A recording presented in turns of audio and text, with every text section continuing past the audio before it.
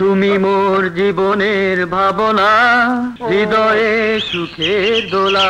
চলচ্চিত্রে অভিনয়, সহজাত আবেগ ও রোমান্টিক চরিত্রে পারদর্শিতায় তিনি আজও ভক্তদের মনে অমর। সালমান শাহ শুধু জনপ্রিয়তা ধরে রাখাই নয়, নতুন ধারা তৈরি করেছিলেন 1990-এর দশকে। কিন্তু মাত্র 25 বছর বয়সী তার আকস্মিক মৃত্যু ঘিরে আজও ঘোর সন্দেহ ও প্রশ্ন রয়েছে। এটি কি আত্মহত্যা ছিল নাকি পরিকল্পিত হত্যা?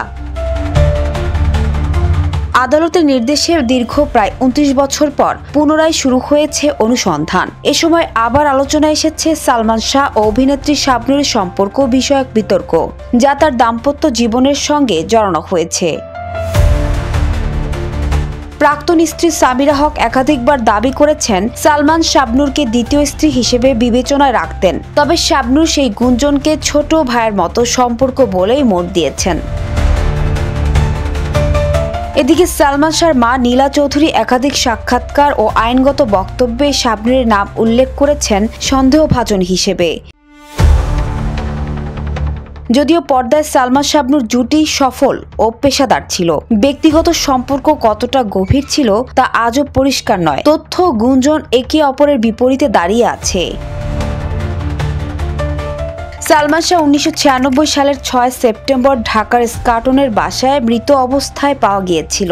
2020 সালে পুলিশ ব্যুরো অফ ইনভেস্টিগেশন তদন্ত প্রতিবেদনে বলা হয়, মৃত্যুর কারণ আত্মহত্যা, ঘনিষ্ঠ সম্পর্ক ও দাম্পত্য বিষয়ক জটিলতা উল্লেখ করা হয়। 2025 সালের অক্টোবরে ঢাকার এক আদালত হত্যা মামলা হিসেবে অনুসন্ধান করার নির্দেশ দিয়েছে।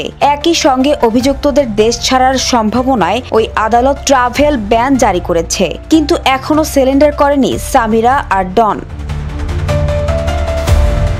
সালমান শাহর মৃত্যু আজও রহস্যময়। আত্মহত্যা নাকি পরিকল্পিত হত্যা? প্রশ্নের উত্তর এখনো চূড়ান্তভাবে পাওয়া যায়নি। তদন্ত চলছে, তথ্য ওঠানামা করছে, সত্য সামনে আসাটা সময়ের অপেক্ষায়। নিউজ ডেস্ক, জনতা টিভি।